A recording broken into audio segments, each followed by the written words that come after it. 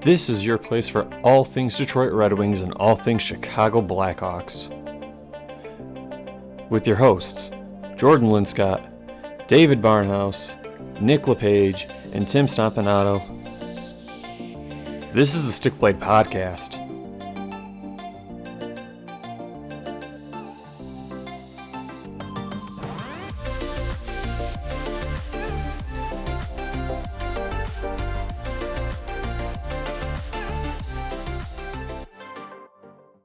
Good evening, ladies and gentlemen. You're listening to another edition of the Stick Blade Podcast. It is your place for all things Detroit Red Wings, all things Chicago Blackhawks, and everything else around the NHL. On tonight's show, it's the last half of Rivalry week from last week.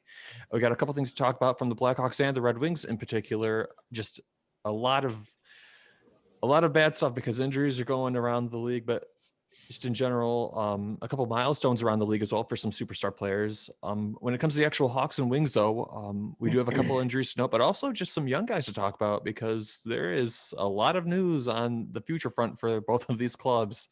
In particular, Connor Murphy possibly coming back for the Chicago Blackhawks, Carlsson being out on IR, Strome on concussion protocol, and then we're going to be talking about the R's, the Ray, or the Lucas is over from the Germany. Who's it? Lucas Reich over in Germany, and then Lucas Raymond from Detroit Red Wings. Admittedly, Reichel is much better news than Raymond. Then we're going also on the Wings news. We're going to be talking about just the fact that they've been playing good these past few games. They haven't shown it on the scoreboard, but the play is there. Also, just the Mantha-Larkin-Zadina line looked really good. And then also we're going to be talking about Chica's passing from the Red Wings organization. Basically, I think the correct title is masseuse and athletic coach or something like that. He's been with us forever. Been with the organization for, I want to say they said what was it, the early 2000s or something? He's been with the team for a long time. Great. Just what that was sort of like for the locker room and just what that kind of is, for the organization now, what they're going to be doing. And then, as I mentioned, we're going to have a whole bunch of news for the league, a couple milestones for Crosby and McDavid, a piece of news that came out about Artemi Panarin, which I'm going to save it for later, but take it with a grain of salt, like a lot of things that are, when they come out in the news, always reserve final judgment until you get an official statement from the person. And then we're going to do the regular segments, the flashback, the flash forward, and just sort of reflect on, the week that was and the week that is. With all that being said, though, I am your host, Jordan Linscott, and I'm joined by my co-hosts, Tim Stompanato, David Barnhouse, and Nick LePage. Everybody, welcome to the show. How are you guys doing tonight? It's been a long day. Glad I made it here. I hear that. Ready to talk some hockey, boys. Ready to talk some hockey. I'm doing well. So, all right, cool. Happy to be here. Another episode, and thrilled to talk Hawks and Wings. So here we go.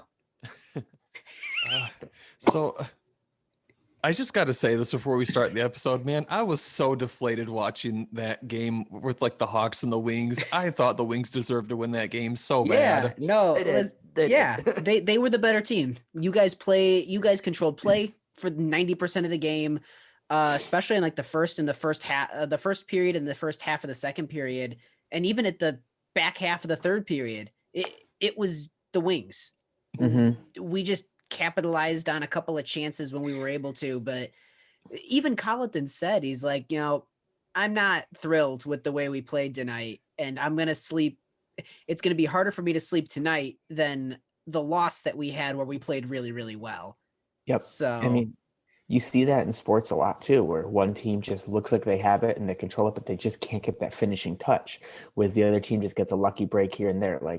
That makes me think of a couple years ago, Liverpool, top soccer team, was playing a very weaker side, and they dominated possession, 60%, 70% possession, and they lost because the other team had one counterattack where they're able to just squeak one goal in, and it happens. Serves Liverpool right. Yeah. Liverpool sucks. Amen to that. But yeah, it shows that the Hawks are in kind of a good place. I remember there was a time when we would take 2 points and it could be the worst game that we played, but if we got 2 points out of it, we're thrilled and we don't talk. Great. It doesn't matter. Now we're at a point where the expectations are like, hey, we know we can play better than that. I'd like to see us clean up a bunch of things. We're in a very different spot mentality wise than we've been the last 2 years. And that statement shows it. Yeah. You know, anytime you take 2 points, especially against a team like the Red Wings, your biggest rival, it's great. You get to go home. Yeah. You know, it's a happier night, but your biggest rival? again, though, it all comes down to like having these high expectations for yourself and your organization as a whole. And yeah, you want to see a better production out there and you want to see a better effort. I mean, I don't think they gave it their all. I think it's kind of like, you know, it's the Red Wings. They played down to their level for, it seemed like that game. But yeah, I know the Hawks have more, but you know, a win's a win. And as ugly as it is, we'll take it. Carolina brought us back down to earth. So, yeah, I'll take the wins where we can get them. We're still developing. Yeah, 100%. How is Ottawa still worse than us? Jesus. Have you seen them play? I mean, we both only have 5 wins, but we have more overtime losses than they do. That's the reason. Ottawa's really bad. I don't even want to talk about Ottawa. They cost me money the other couple weeks. The only time Ottawa's been good was to deliberately spite Nick's bet. They just said, "Yeah, hey, hand over that wallet, Bo." Let's go ahead and just jump into this discussion topic. Yeah. So for the night's show, so we actually have a little bit of structure to this episode. That's overrated. Let's go ahead and talk about the Hawks first, because I feel like you guys have at least a little bit like more good news to talk about than we do. I'd say. So just we'll start with the good topics and we'll move on to the bad ones. The first being that Connor Murphy's going to get activated back from the injury reserve for you guys. This is good for bolstering your guys' blue line. Connor Murphy is a very serviceable defenseman. He's not winning a Norris Trophy, but you know what? He's a stable middle pair guy on, you know, a fringe playoff team, and that's not that's not a bad place to be. No, it's huge. I mean, the depth that we have with Connor Murphy in the lineup compared to what we have really without, it's a lot. I mean, it was good for the young guys. They got bigger roles for them, you know, but having Connor Murphy back is huge. You know, you could stick him back he was with Zadorov for a little bit. You could stick him with really, I mean, anyone. Boquist. I think maybe Boquist is going to be his future pairing partner because Ian Mitchell and Keith have been looking good together. So, yeah, I mean, it's good to have him back. It's, you know, his presence was missed. Well, that's when you look at ice time. Connor Murphy was leading the defenseman in 5-on-5 ice time.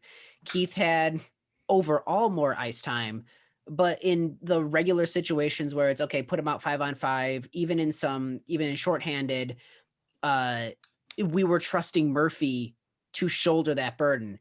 Colleton was serious when he said, you know, we need 2 defensemen to pick up the slack of what Murphy was doing. I think that's why we've been running 7 defensemen, even more than just getting guys reps. That's a huge hole that we're missing. Murphy has been with Keith, those are our top 2 defensemen. Yeah. And at times Murphy, simply because of youth and how we've been using him, is even more stable, which is getting him back allows us to slot our young defensemen. Each one is going to have a mentor. Right now, with Zadorov as the third veteran on this team, that means some young person is going to be with Zadorov, and he needs a mentor. He's still learning. He's still figuring it out. Now with Murphy, whichever of the 2 young defensemen are in that night, they're going to be with somebody stable that they can rely on. That is thrilling to me. Yeah. And then with Connor Murphy, you could pencil in or pen in whatever term you want to use, 25 minutes a night at least, and of solid play. And it's weird how far he's come with this organization. I remember fans bashing him. It's because he was traded for Nicholas Hjalmarsson, which is a staple of the Chicago Blackhawks organization. But now they're clamoring for Connor Murphy, which I want too. Nicholas Hjalmarsson was one of my favorite, might have been, aside from Shaw, my favorite Hawk from the Dynasty years, because I love that shutdown warrior defenseman style of play that doesn't care about anything than, I might not score, but you're definitely not going to score. And losing Hjalmarsson, I was even one of the ones at the time that's like, well, Murphy better be Hjalmarsson. And like, it's so not fair to Murphy. Like, he didn't ask for this. And when he came in, he's like, hey, I'm not Nicholas Hjalmarsson. I need you all to know that. Because he was open about, like, I know the shoes I'm filling. This is one of the most important pieces of the Cup years. I got to be me. And every year he has progressed skill set wise, reliability, stability, as a defenseman. He has grown into a phenomenally well-rounded player. Yeah, I mean, he had something to his tool set basically every season. So, I'm thrilled to have him back. It's a big part of him missing. Those 2 weeks kind of went by pretty quick, which is weird. But yeah, excited to have Connor Murphy back. And, now these young guys have more of a veteran presence for their development. Speaking of injury reserves, Carlsson is now going on to the injury reserve list for you guys. And then also Strome is on concussion protocol for you guys as well right now. So who are your guys' centers? So our top 3 centers, Taze, Doc, and Strome, they're all out. Strome will come back. It seems like the concussion symptoms came on late. And again, I'm not a doctor. I don't know how concussions work. Brain things scare the heck out of me. I'm hoping it comes back fast. It's one of those concussions that it's a smaller one. Not that there's any small traumatic brain injury, but it's one of the ones that was able to come back quick. But if he's not, Nick, the centers that we have now realistically, Suter, who is acting as a center, but we didn't pick up as a center, Kurashev, who's that 4th round drafted rookie, Carl Soderberg, who's 34 or 35, David Kampf, who is shut down 4th line center, love him. And then you have Lucas Wallmark and Ryan Carpenter, who can do face-off, who can do center. Yeah, I mean, all household names right there. No, we got this. Matthews, Tavares, same thing. No, yeah, I mean, it is, big shoes to fill again. I mean, Strome, his role kind of started diminishing a little bit. I think he got pushed back to power play too. But yeah, not losing a guy like Strome, who was going to be who was essentially your number 1 center for right now. It sucks. I know his production hasn't been great lately, but still, he's one of those guys that you can rely on. He gets offense going. He's a playmaker. And now, again, the story of our season, who's next to step in and fill the shoes. And, yeah, I mean, I'm excited, though. Suter, he looks very capable. I mean, we've seen what Suter and Kurashev have in them. They are very capable. Colleton loves David Kampf, so he's going to play a more of an extended role.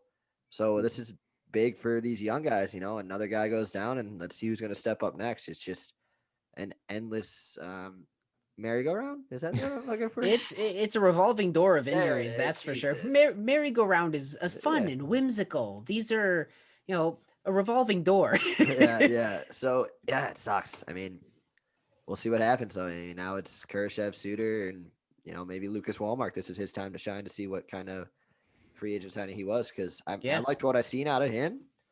Maybe in a bigger role, that we could see some production more out of him. I am also wondering, it's been in like the last couple of games where we've really seen Strome start to dip a little bit. Like before that, he's been consistent, and I will still say he is one of our top playmakers. The way he reads the game and can get people passes and can get the puck to different people in situations is phenomenal. You have to wonder, he said it was a couple of games ago that this hit happened that led to, they talk about how guys aren't necessarily, it's hard to be honest with yourself that you're feeling these symptoms and that they're not just going to go away. You got to wonder if he's been dealing with this for a couple of, 2 or 3 games. And finally, he's just like, hey, I can't ignore this. Here I am. I have to wonder, it seems like there's a direct correlation from when he really started to dip and this, but again, I hope he's okay. And I'm very, very curious. Like you said, Nick, it's a great point. This whole season for us has been, who's next? Next person in. What can you do? Show us. And so far this year, guys have run with the responsibilities and have run with the opportunities they've been given. I can only hope that, guys like Suter and Kurashev say, okay, now is an extended look. Walmark is able to show what he's got. Kampf is gonna get put into more situations because he's our best face-off guy now. It just makes sense. Now maybe Kampf finally shows that he's got that scoring touch that he can do a little bit more than just shut down. Yeah, it's gonna be intriguing. I mean, another big role to fill because Strome, he would take penalty kill minutes. He would take he'd be your number. I mean, once if David Kampf on the faceoff to break it would come out, but he would be your offensive production in overtime. Yeah. Yeah, so now it's again, next man up mentality. Yep. This team has been hungry all season. Let's see if they keep it going with number one center spot up for grabs for right now. Makes us feel good about the depth we had. I mean, I think at one point in the year, it's like there's no way we're going to get all these guys in. Realistically, that's too many guys that need opportunities. This year, I think we're all seeing I'd rather have this depth. 100%. This wasn't really originally on the schedule, but I kind of wanted to ask your guys' opinion on it. I mean, at the start of the year, we all thought this was going to be a wash season from the Hawks, just injury-ridden team. We thought the season was a wash for sure. And if you looked at the roster, it did. It looked like a wash. Yeah, no, for sure. But do you actually want to see your guys' team make the playoffs this year? Because, we had Max on the show a couple of weeks ago, and he mentioned, you guys making the playoffs last year kind of hurt your guys' rebuild long term, just in terms of getting, access to just a maybe slightly higher tier of player. Given this roster that you have and how well they seem to be clicking, do you actually want to see the Hawks make the playoffs this year? Because right now, I think you guys are in a playoff spot. That's a very good question. It is. Yeah, obviously you always want. I'm going to state this as first. I'm never going to root for my team to lose. Yeah, I'm right there with you. As much as I joked at the beginning of the season, like, oh, here comes the number one over. Winning is more fun. Like, I have a better time watching this team win than watching them lose, even when they battle and it's a good game. With that being said, yeah, does it suck to lose out on like a potential top 10 pick? Yeah, sure it does. But I think playoff experience for these young guys is also an intricate part of their development. Maybe they're not the long-term pieces, but you never know. You never know what you have. You put them in a playoff type atmosphere. Maybe they shine when the stage is big. And I think it's a great. I think playoffs is good for their development. It builds confidence. It builds. They trust themselves more. The team just comes together, and against all odds, it could be great for their development. You lose on a top 10 pick, so what? This team had a better experience. They learned more throughout the playoffs. To bounce off what you're talking about, like, are you going to root for your team to lose? No. But when you're in a rebuilding phase, it doesn't hurt as much when you do lose. You're accepting of it. But when they win, it's like we've been saying all season, the little victories. It's fun to see that. It's fun to see these players that you guys have gelling together and doing as well as they are, as they're these young kids that no one expects them to do anything. And I think that was a chip on their shoulder. They're like, excuse us, we're good enough to be in the NHL. Like, not everybody can say they play for the Chicago Blackhawks or the Detroit Red Wings or whoever. So I think people hearing them say like, oh, they're not going to do great, they're a wash, that's a wasted season. Like, it's not. And they're going to try to prove you wrong. Like, yes, making the playoffs would be a double-edged sword. Well, not double-edged sword, because that's not double-edged sword, because there's the benefits of giving these guys playoff experiences, but there's also that, hurt missing out on a guy like Owen Power, things like that. Either way, it's exciting to watch. Like, do you guys crash out at some point and drop down to a top 10 pick, or do these kids sustain it and show you like, hey, we're not to be, thought lightly of? It's fun to watch. I think where I'm at right now, drafting is great. Like drafting high is great, but as we've seen, there is no guarantee that drafting high helps a rebuild. Look at Buffalo, Rasmus Dahlin, Jack Eichel, and the numerous other first round picks, high first round Sam picks. Reinhart. Yeah, Edmonton. Edmonton. You've got McDavid and Dry. Like McDavid is number one. Look at Toronto with their high picks and what they've gotten. I put more stock into development and smart drafting than the slam dunk early round picks. Nick Beaudin, who is thriving this year and doing a great job, low, he was in the 20s, I think 20th overall pick. Yoki Haru was in the 20s. Ian Mitchell's a second round pick. We have Kershaw's a fourth. It's being smart about your drafting. And I look at our drafting and our scouts. I have a very high opinion of our drafting. You look at Lucas Reichel, who we're going to talk about later, and the season he's having. If he continues to develop, not everyone's going to be a superstar, but as we've talked about in the past, you can't have a team full of superstars. It doesn't sustain and it's not practical. It's making the most of the people that you get and developing them, especially in a year like this, where realistically, we have no idea who the actual best person is going to be, whether they go first overall or not. Scouting is out of whack this year. The tournaments are out of whack this year.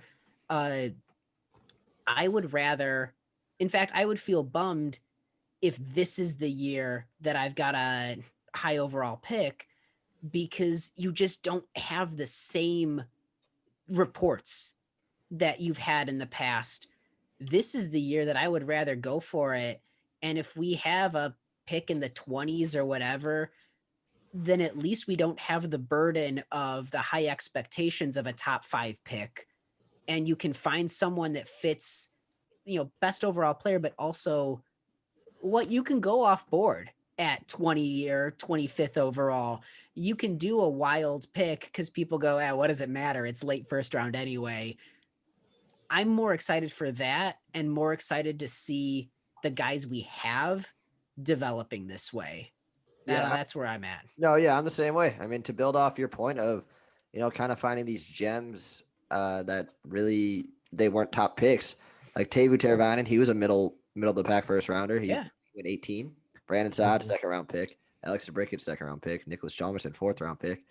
Like Keith was a second round pick. Keith was a second. Like if we want to go back then, Keith was a second round pick. Like Crawford, all these guys. We could go on and on. Yeah, like the Blackhawks, 6th and 7th round. But you're absolutely correct. You don't win drafts. You don't win the league with a top pick. Like you need to build depth throughout. Depth, baby. Yeah, and you need to develop who you get. A team like Arizona does not develop prospects. A team like Buffalo doesn't develop. Yeah, in the NHL, one player is not going to win you a championship. It's not like LeBron James throwing a team on his back. That good, yeah. Tom Brady in his prime throwing a team on his back. You need an entire team of players. Like if Pittsburgh just had Sidney Crosby, like that was their start, and they had a bunch of no-name guys, no Fleury, no Malkin, none of those guys, they wouldn't have won the Stanley Cup. You need that depth. You need, Sidney Crosby can't be on the ice 60 minutes. LeBron James, he plays a lot of minutes. He used to play a lot of minutes, but still. But like Tom Brady, he's in the field for every offensive drive. And not to really shoot down the, Stanley Cup dream in Chicago Blackhawks here, but March is when it gets tough. Like this is when that's when we see what this team really has to overcome adversity. To start March, we have 3 games against Tampa. Then we have 2 more against Dallas. And then after that, we play the red hot surging Florida Panthers. And then Tampa again, Florida. And then we finish with Carolina. Like that's not an easy schedule in March. No, that's So awful. I think we're gonna see the Blackhawks come down to earth a little bit soon. As much as I hate to say it, or when they prove us wrong again. But I mean, yeah. who knows? I still don't think this team is a playoff team, but god damn it, they are fun. Okay. Yeah, that's excellent question, Jordan, because you're right. Both of our teams are in that rebuild process, and you guys are still doing we're both still doing the rebuild. The Hawks just are having this, this insane season with the unnamed goalies that all of a sudden are rising from nothing. All these undrafted and late round kids that are saying, no, we're in. We're still, you can't change course. I would be upset if we bought at the deadline. I would be upset if we started to sell off a couple of pieces, sell out, and bring somebody in to try and go for the cup. I don't want that. Yeah. I do want us, if we get into the playoffs, it's with who we've got for pure development purposes. And if we go deep, incredible. It's a beautiful story. You couldn't write something like that. But don't move, don't lose focus. Don't lose sight of where we are and what we are. Yeah, nailed it on the head, Tim. I don't think this is a buying team. It may not be a selling team, but we see some pieces shift off maybe here and there. That's about it. Like they're not going to go crazy. They know what they are. I mean, internally they know what they are, and this is not a Stanley Cup team. This is just a team that's buying into the culture, our favorite word. Culture. We can move on to the Wings news this week because we have a couple pieces to talk about. So I'll talk about the first couple. I want to give the Wings credit. You know what?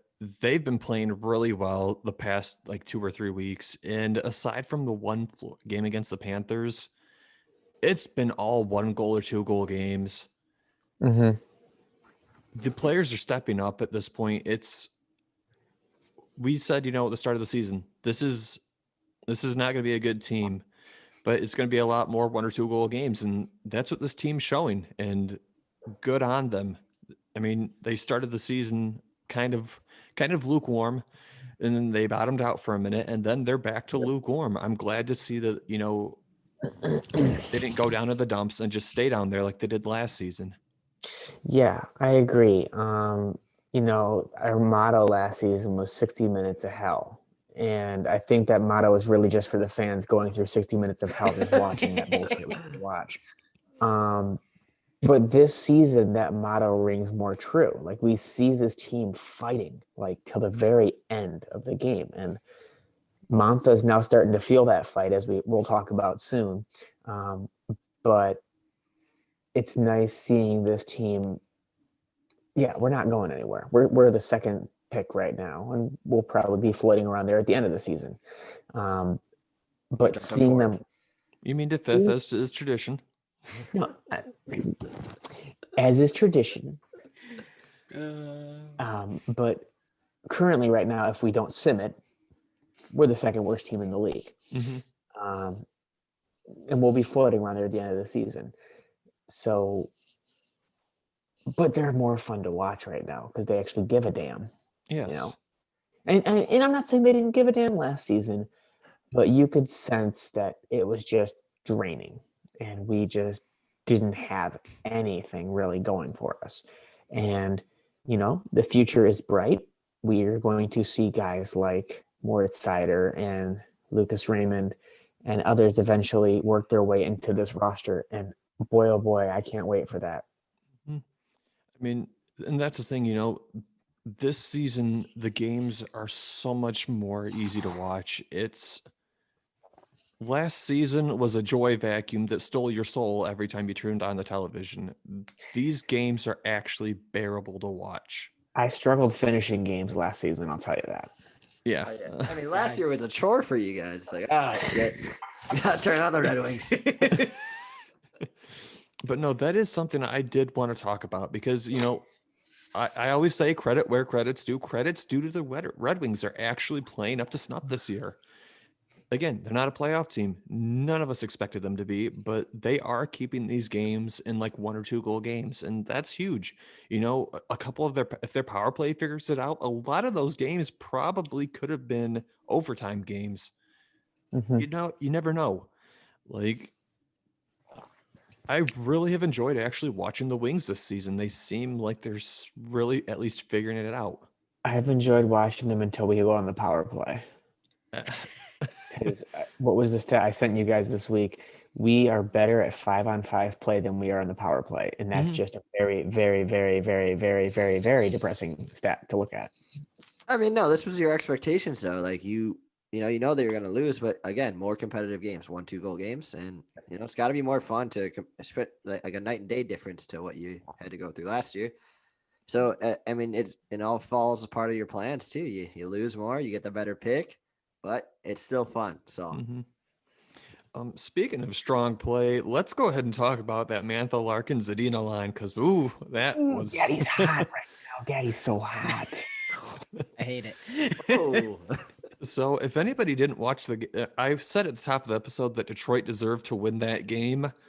That line is the majority of the reason why. So anybody who follows advanced stats or doesn't follow advanced stats, if I remember reading correctly, that line had a 66% Corsi for percentage. Now, if you're not familiar with Corsi, basically it's a stat that says when these players are at even strength on the ice, what does the shot differential look like? So basically the line has a 66% Corsi for percentage. That means that in terms of like all the shots that they're taking on the ice when they're out there, 66% of them are in their favor, meaning they're out shooting the other team 2-1 while they're out there. And yeah, you could say, well, they're getting put in a majority of offensive situations. Fair enough, but still, to see a line have that high of a Corsi percentage, that's insane. That's some of the line, like literally Tampa Bay's top line doesn't even have that high of a Corsi for percentage most nights. That was so awesome to watch. No, yeah. I mean, you got to love to see that out of your top line, or whatever you want to consider it. But yeah, I mean, it's bringing the best out of Anthony Mantha as well. That we kind of, as a whole, we kind of dogged him on this podcast, and it's great to see him kind of coming in as his own and really giving an effort more. I know I was winning on him pretty hard. Yeah, so great to see it. And then, comparing that to Tampa, the Corsi stats is crazy because those analytics matter. Like they often, I know people are like, oh, it's look at the eye test. No, those analytics matter, and it really shows the drive of play on one specific line. I'm one of those people that typically likes to look at the eye test a little bit more than the fancy stats, but you're absolutely correct. There's a reason that they're there. Getting to see that combination too. We've talked about Zadina and about how he has become not this one-dimensional scorer, but a very well-rounded player. Seeing him play on that line with Mantha and Larkin and how they're making room for each other, they're controlling possession. That's a very exciting line and a very exciting option for you guys. It is, in my opinion, the perfect line format you want. You have your playmaker leader, Larkin. Yep.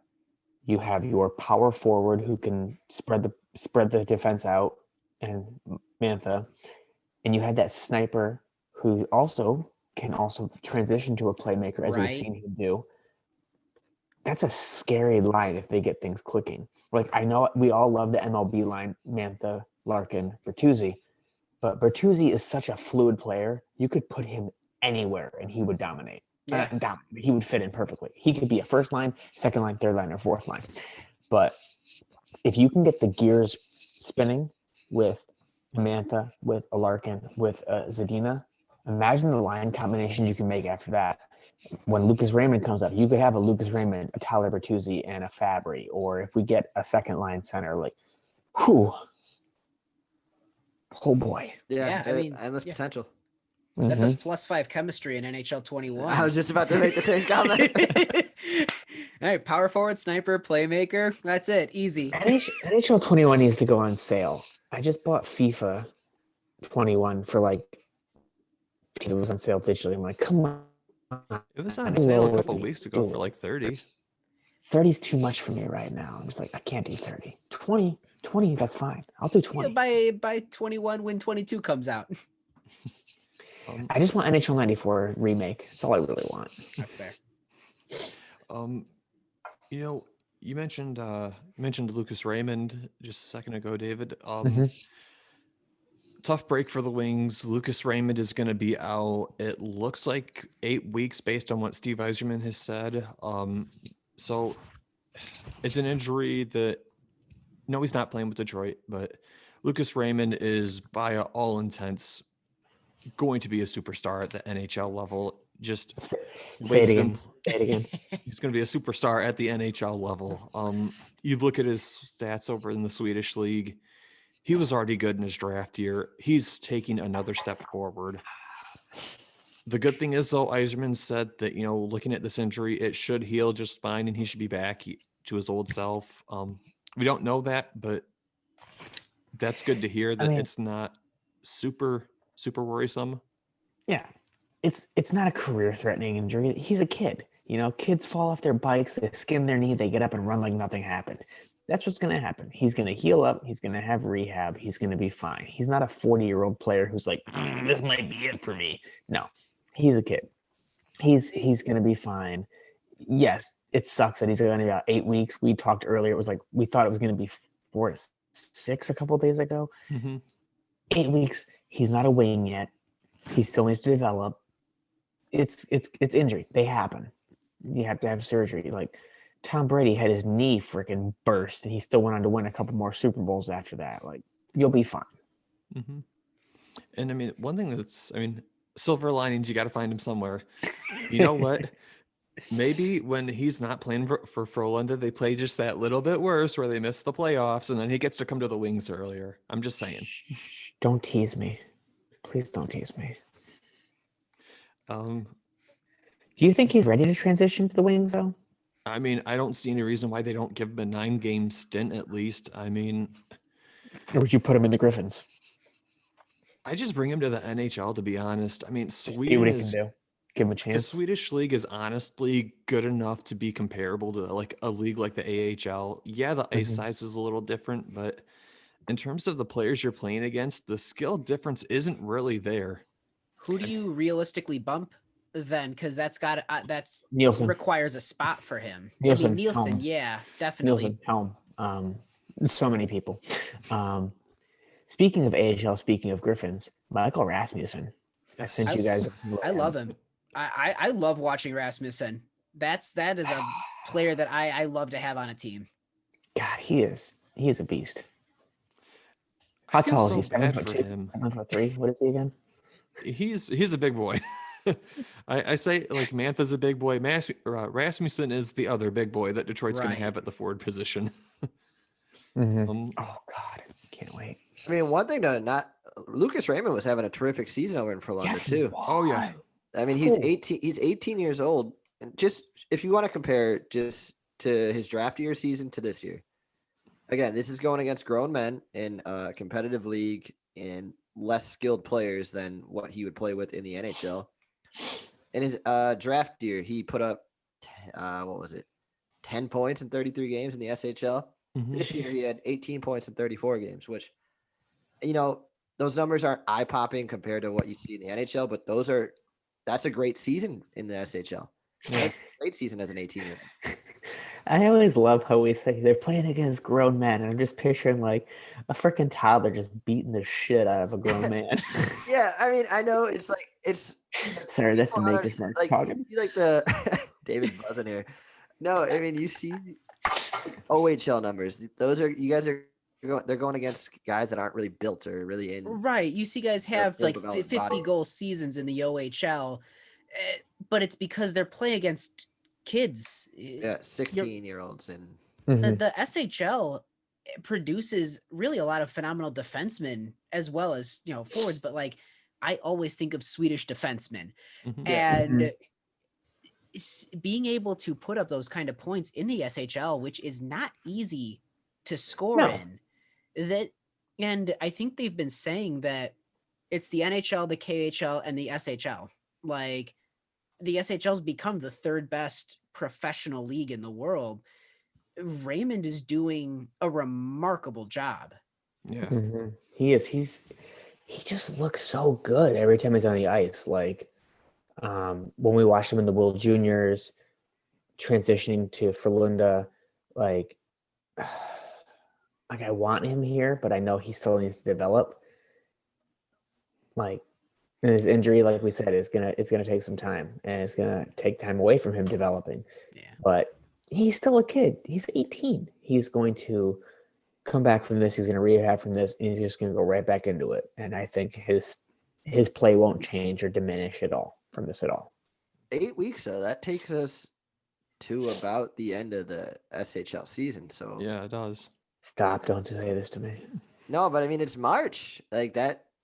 Maybe he could reach, like, you know, if his, depending on how it progresses or how he rehabs, he might be able to hop in like the final road trip for the Wings or final 3 games. Like obviously they're not going to use up 9 games because that would be down to burn a year of his contract. But I am not an SHL follower. Is Frölunda even in the chances of making playoffs? yeah, I couldn't even BS one. I'm not gonna pretend. Yeah. I mean, even if they are, I still would rather see him playing with the Wings though than playing with Frölunda in the playoffs. I mean, What number does he wear?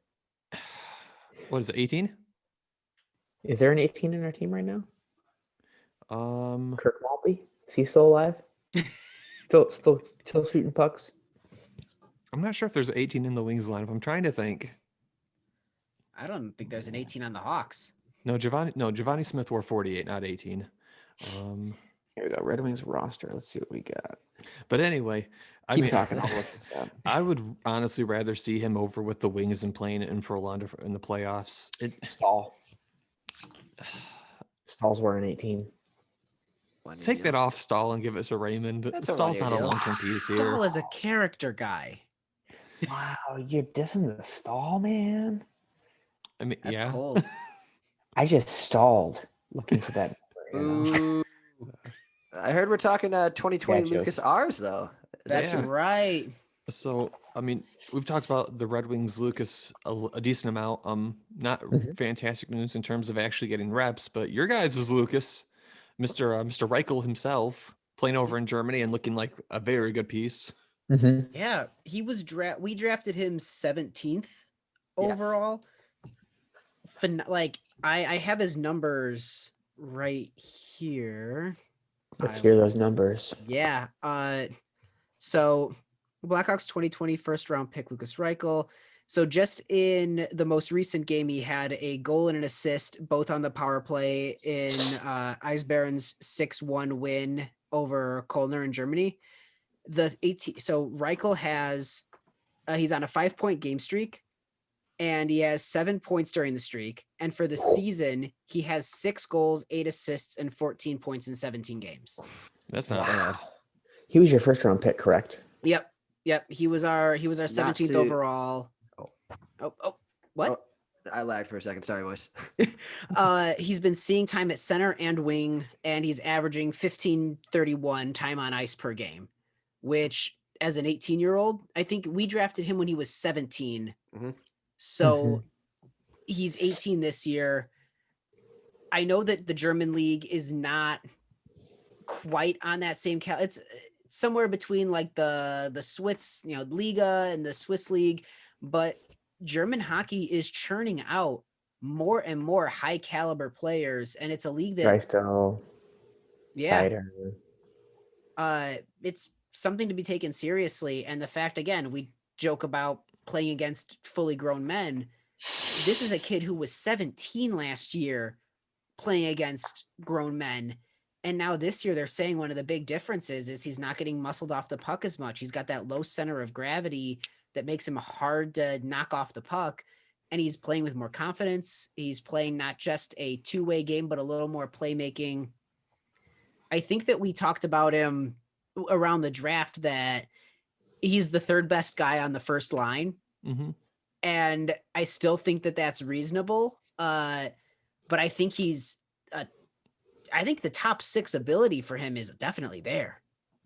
And like that's one thing to really note about development for players. You look at all these kids who you could look at stats like, the OHL or the QMJHL or whatever and say, well, this guy's putting up, 60 points a season in this league and he's the better overall prospect.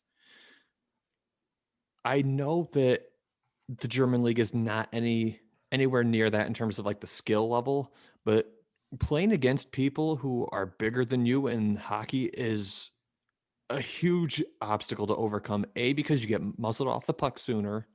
It means they're going to be able to steal the puck from you easier. And it means you have to make decisions quicker. That is a recipe for success. If you can work through those hurdles, the skill can come after that. You can be taught good decision making, but being able to adjust to those factors while you're young and get used to that, when you put yourself behind the 8 ball and then still develop in that situation, I think that's infinitely more valuable than just having a highlight reel year against guys your own age who aren't challenging you. Yeah. I mean, going back to Tim's point, what he said about how he's not getting his core's there where he's staying balanced. One of the biggest things about why the Hawks selected him is because he's a big kid, like height wise. But one thing Mark Kelly hammered home is he hasn't grown into his body yet. He hasn't developed that muscle into what he could be. Mm-hmm. And yeah, again, he's almost a point per game over in a professional league as an 18-year-old player. That's something to note. He's his teammates are hyping him up too. I mean, yeah, I'm going to tickle some Hawks fancies here, but not skill wise. We're not saying skill wise, but to what he does on the ice. One of his teammates comped him to Connor McDavid with his ability to do everything at acceleration, full acceleration, like making plays, high praise, shooting. Like, I'm excited. I wasn't really high on the pick at the time. Like, I wasn't against it. I wasn't high on it. Like, it was just like I didn't know much about Reichel. Yeah, neither did I. And there was more names that I knew on the list, but what he's doing this season, we might see him. The Hawks may try to bring him over into Rockford before the end of the season. I don't think he's ready for the Hawks. No, but I definitely think Rockford's not out of the question. Just get him over here, give him time to adapt to North American ice, and keep playing in like the AHL where he can hone those skill sets a little closer to where we can have more of an impact on his development. I think that's completely realistic. Yeah, but I can say for a fact we're going to see him battling for a roster spot next season. Yeah, I couldn't agree more. I think he's got the poise and the confidence to hang in the show. And I think that the more muscle and the more that he builds and grows into that body of his, he's going to be a monster to knock off the puck. I'm thrilled about that. I like guys that are hard to out muscle. I'm excited to see him put those hands, because we've seen it with lots of players that you can have all the speed in the world, but if you don't have the hands and the decision making to make plays at that speed, then it's just a high speed train to nowhere. Mm-hmm. It's like that kid from the Mighty Ducks. Yeah, that's yeah. Seeing him and being able to being able to make those plays at that speed, my God, that's going to complement a Patrick Kane who sees the game at such a different level. Maybe try them together. There's a lot of combinations that this is a really cool piece that we'll be adding. Yep, for sure. You guys bring up speed. That's the success formula of the NHL right now. It's speed and skill. That's what almost all of the successful teams are doing right now. Tampa, they're not as fast, but they're very skilled players, and they're not slow. Oh, for sure. Boston, when they were, on top of pretty much on top of the hockey world, again, a lot of really skilled guys who could skate pretty well. The Pittsburgh Penguins, skilled guys who could skate pretty well. The Washington Capitals, skilled guys who can skate well. You look the past 5 years, those are the teams that have been winning the cup, the teams that have been going deep in the playoffs, not like the slower teams that are just all big guys. You got to have except for the guys. Blues. Yeah, but I feel like though that team is more of just it's deep everywhere. Like they didn't have like a bunch of definitive superstars, but it was just deep. They were going to outwork you. Mm-hmm. Yeah, they were an outwork, and they're going to knock you off. That was a physical I loved watching them play. Like that I Boston know Bruins Cup the final Blues, yeah. but they were like a hard nosed, gonna knock you down team. Yeah. And that was fun to watch. Like they were an old school hockey team, like a 90s. You don't see that. Yeah, you don't see that as much anymore. You don't see it work as much anymore. And they made it work. Yeah. Good for them. But I mean, they had the skilled guys though who helped make that happen. They had guys like Pietrangelo. They had guys like O'Reilly, who may not have been the biggest guys, but they can still help generate those chances. And then the guys who may not be as big or maybe may not be as skilled can play that physical role that helps generate the secondary chances. That's I don't know. I mean, speed seems to be the name of the game in the NHL right now. And if Lucas Reichel is able to make those plays at high speed and just make them happen out of nowhere, that's going to be a really important piece. Yeah, for sure. I mean, even if he pans out as a second liner for you guys, and I think he can, a second line player for, what'd you say, like the 17th pick or something like that? That's not terrible.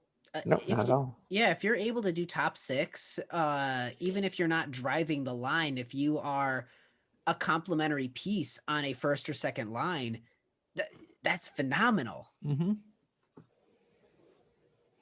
And then we have one more piece of news just to touch on really quick with the Wings. I forgot to mention it. The Wings, masseuse, and I'm trying to remember what his official title with the team was, but basically just had masseuse. Sorry. Okay, so he ended up passing away this week. He's been with the organization for years. I wanna say the interviews were saying somewhere around like the early 2000s or something like that. It was when he joined with the team. You could tell a lot of the players, this wasn't just some guy who happened to be on the bus with them and then they just sort of hand the equipment and go. They had like a very personal relationship with this guy. I mean, Jeff Blashill in his presser could barely hold back the tears in his eyes. That was very tough. Yeah, he's been with us for years. He was just a valued member of their staff. Like, it's an overlooked thing, but the work he and others do behind the scenes for our players, for our team, like, it's yes, you can have a masseuse, you can have these guys, but the heart he brought to the job, and like to make the players talk about those kinds of guys, and Jeff Blashill barely being able to hold the tears, you know that they were more than just a masseuse. And like his daughter shared a picture on Twitter of him and her wearing the Cup champions hat from 2003. Just those kinds of people have. It sucks. Yeah, I mean, the guys that are behind the scenes, they don't ever get enough credit. And, seeing what Jeff Blashill, like, how real it was after a game and, how it was hard to cope. Like, he couldn't contain himself, which I don't blame him. You develop a relationship with this guy for many years. He's been with us since 1990. Wow. That's how long he's been with us.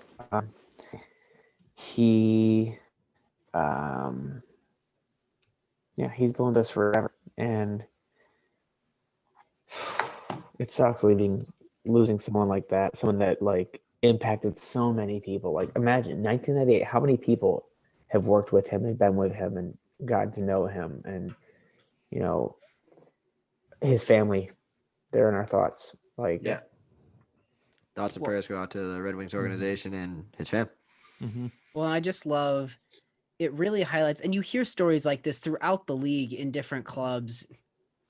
It's so easy for like regular, all of us to see the team, see the coaches, and like that's the squad. But there are so many trainers and all of the other behind the scenes people that make up this organization that are so near and dear, and how tight knit all of these organizations are like that. I don't know. That's remarkable to me. That's the kind of stuff that I love hearing. And you don't think about it. Like, it's just those positions you don't think about, but they do so much. Like, the teams, the players wouldn't be kind of in the position where they are without those people helping them heal, helping them get over things. Like, he's been with us since 1998. He's done a goddamn good job if he's still with the team. You don't doing stick this. around if you're not, right? Yeah. No. Yeah. I think he got, I'm glad Blash Hill and, guys like Larkin and other players on the Red Wings, they gave him the recognition he deserved. Because like we said, they don't really get the credit that they deserve just because they're behind the scenes. They're not affecting the on ice play, but in reality they are. They're what gets these guys in shape. It gets them, feeling good for the game. And yeah, again, awesome prayers to the Red Wings organization and Chica's family. Mm-hmm. We Rest can in move power. on to the rest of the news around the league if you guys are up for it. So I want to touch on the positive notes first. Connor McDavid hit the 500-point mile mark, so good for him. And funny enough, in the same number of games as the other quote-unquote generational talent before him, Sidney Crosby, weirdly enough. So just kind of interesting there. And then the other thing, Sidney Sorry Crosby. about Edmonton.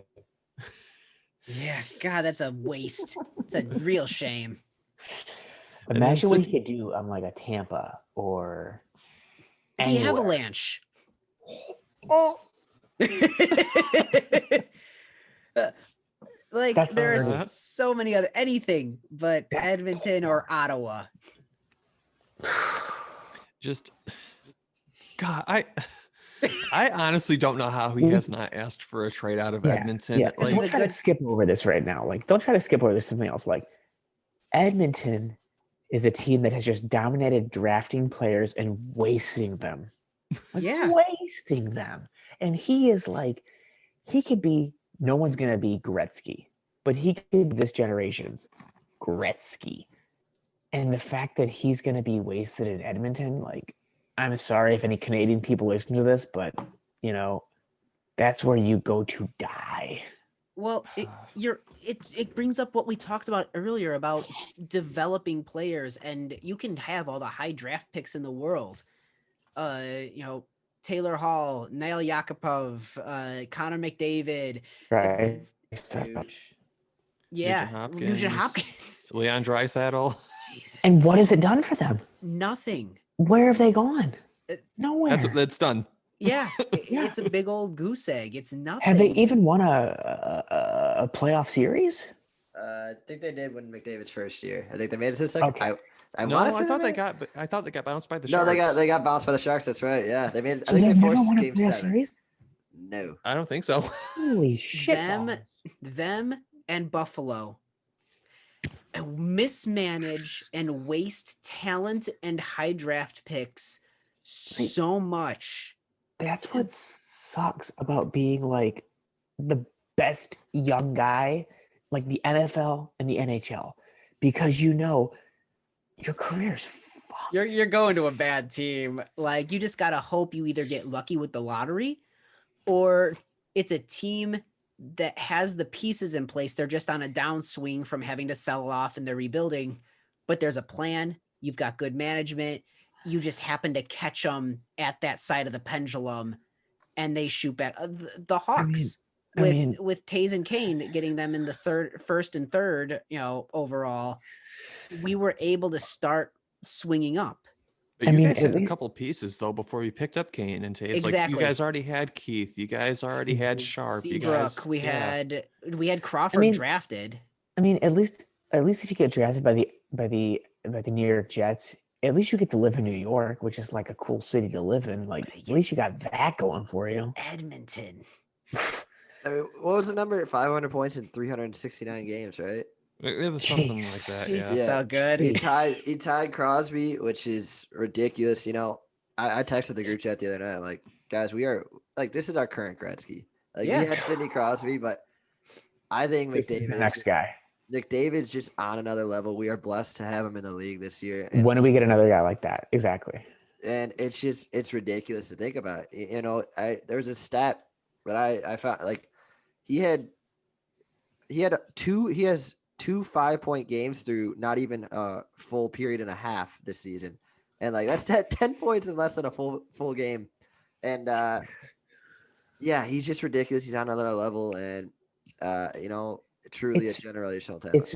it's really fun seeing things like that happen. Like I remember, like as a kid, I didn't process it as much at the time, but watching back now, like the Russian Five, when the Wings of the Russian Five, Yeah.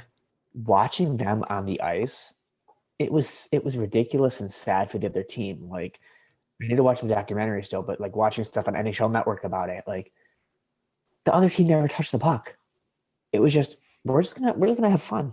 And like watching one player do that kind of stuff, like Connor McDavid, where he can have 5 points before like the end of a first period or second period, like it's ridiculous. Mm-hmm. But that's the thing, though. I mean, we've talked about it. You can't just build a team with first rounders. For sure. Steve Yzerman actually, when he got drafted, or when he got drafted by the Wings, yeah, we knew he was a good player. Nobody knew how good he was going to be, but Steve Yzerman didn't turn the Red Wings around by himself. Sergei Fedorov helped him. Konstantinov helped him. Shanahan helped him. Lidstrom helped him. The Wings management group gave him pieces to work with that were quality pieces and said, here you go. Here's some help to help do this. Yeah. And Edmonton hasn't done that for McDavid outside of like first round draft picks, really. Like you see that with other sports too. Like I was a big Bulls fan and Pistons fan growing up because Michael Jordan, who doesn't love Michael Jordan? Right. Michael Jordan couldn't do it on his own. You had to get your Kukoc, you had to get your Kerr, you had to get your Rodman, Pippen, all those guys around him to make them the dominant force that they were. And one player can't do it all. I do want to say, is this going to change the way we've seen a habit in those last couple of years of these big contracts rewarding guys for things they haven't done yet? McDavid is worth that money. However, it makes it infinitely harder to build a team and get those pieces. You can't go out and get the big free agent when someone's on a 12.2 mil contract and Draisaitl's at 8. We won our cups when Kane and Tays were either on their entry level deals or on their 5.25 mil matching bridge deals. But that we were able to build teams. Even Crosby and Malkin, you had to earn those contracts with sustained success. It's hard for me to swallow that Matthews and McDavid and Marner, Toronto's its own cautionary tale, but it's the same concept of giving these guys these massive, massive contracts on pure potential and skill alone. And like, that's the thing, I'm sure McDavid wants to win. And is he worth, the 12 million or whatever it is that he's making? Yeah, he's 100%. He puts up the stats to warrant those numbers. And when it comes to actual games, the problem is in a salary cap world, that's hard to make happen now because you're taking up a significant portion of your team's buying power. And is McDavid worth the actual physical dollars? Yeah, absolutely he is. And then some. But in the salary cap world, taking that big of a contract, you are handcuffing your management group. Usually, go ahead. I mean, the McDavid stuff's not as bad as Toronto, as we've talked about in the past. Yeah. That team doesn't have a McDavid, yet they overpay 3 people that combined make 4 players on that team make $40 million combined. Yep. I can understand McDavid, but because he is, as we said, this generation's Gretzky. But Toronto, that's bad. I guess there's a reason that we see Stanley Cup teams blow up, because all of a sudden you've got a bunch of guys that now are going to that team of people is now one person here, one person there, one person in another, because now they're going to cash in and get their deals. But getting up to it, in the salary cap era, it was really affordable, either entry levels or low level deals or bridge deals that got the Stanley Cup. And then they'd blow up, and that's why teams would rise and fall. Yep. Now we're seeing these teams have all these giant contracts and blow up theoretically with nothing to show for it. Mm-hmm. I don't know. I'm torn because, my very pro labor relations side, yes, guys deserve their contracts and they deserve to make their money. And especially in a sport like hockey, where one bad injury could, if you're lucky, you play until you're 35, whatever, make your money and you've earned it and don't help management. Mm-hmm. However, you also want to win and there's a balance there. Mm-hmm. One last note on McDavid before we wrap up on him. Yeah, just one last stat. Connor McDavid's on pace for 104 points in a 56 game season. Like, are you kidding me? He's so good. Oh man, Jordan. But we said Sidney Crosby's name a lot. He was in the news this week as well. Yeah, he hit the 1,000-point game mark this week, which the 1000. 1,000 games. Obviously Crosby is still Crosby. Fantastic playmaking. Just plays 4D chess against people playing checkers sometimes. Like, as much as I don't like him, that's true.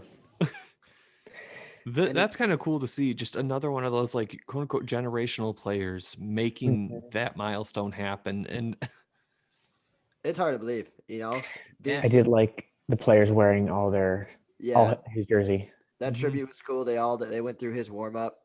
It's cool. It's crazy to think, a guy that we once called, we still call him Sid the Kid. Sid the Kid is now Sid the Old Man. Yeah, he's 1,000 games, big accomplishment. And just to think, like, if minus all those concussion issues, he's amazing now.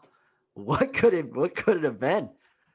And how much faster he would have made 1,000 games or whatever if he hadn't lost out on like a whole half a season or the time that he has missed. The lockout year. I gotta rewind real quick because Tim just offended me immensely. Sid the Old Man. So you're calling me an old man because Sid Crosby and I are the same age? So you're saying? Well, you ain't a young buck anymore, brother. Am I 32 or am I 33? I always forget how old I am. The fact that you have to ask that means you're an old man. That means the whiskey's hitting David right now. No, that's not even the whiskey. That's just me always forgetting how old I am. My wife has to remind me. Hold on. You guys keep talking. I'm 32. I'm 32. Okay. Again, I'm 30. So, but again, in hockey years, we're putting out to pasture at this point. We're going to the glue factory, my friends. Old Yeller. Like in hockey, they sold us. We're gone. Yeah. In hockey years, management is talking to you and like, hey, we know you're on contract for another 4 years, but we think you're probably in playing 2. So just get ready because you're probably getting bought out. Unless you're still like right in your prime. Unless you're Brent Seabrook, then you get the largest contract of your career. I love Brent Seabrook, but sorry, it was just yeah, you gotta love it. Oh boy. So we have one more piece of league news to talk about because this one's sad. Yeah, this one's frustrating. We've been melting through this show, just melting.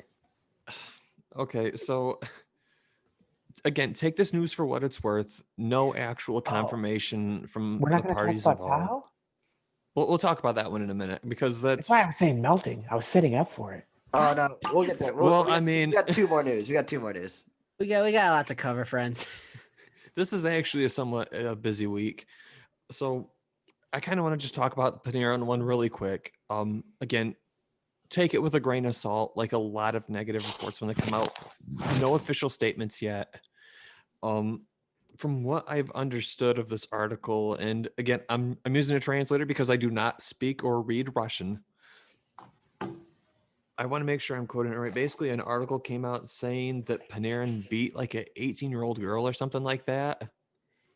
It's because I read the article with the translator and it's very, very vague. But that is the gist that I got from it, was that it was in Riga after, and I probably butchered that name. I'm sorry to our Russian base. Sorry, Sergey. It was it's so vague, but apparently he was at a bar and beat up an 18-year-old, what sounds like an 18-year-old girl in 2010 or 2011? 2011. Okay. And I'll let you continue driving that.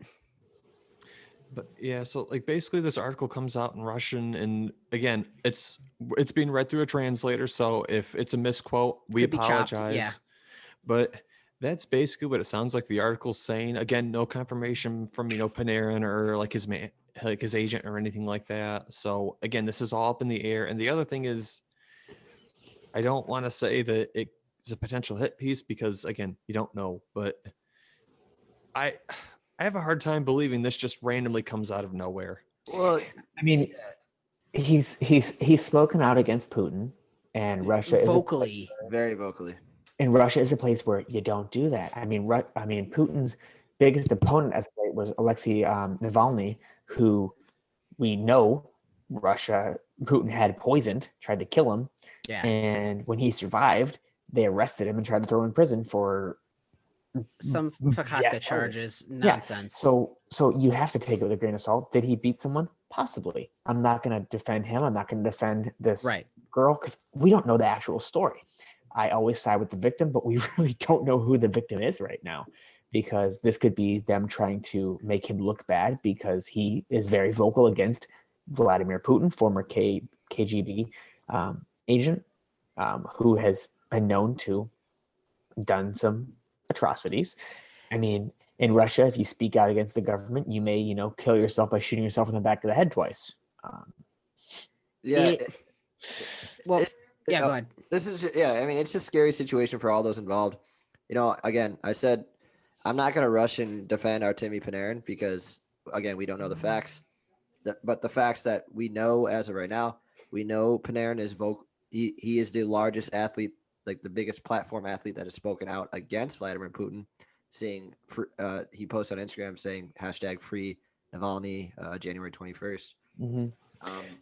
So yeah, this could be very much a political hit piece because it's really it would be out of character for what we've seen out of Artemi. Like he was always that quiet boy. Like he was a quiet kid. Now he's in the big city where he's making a name for himself a little more.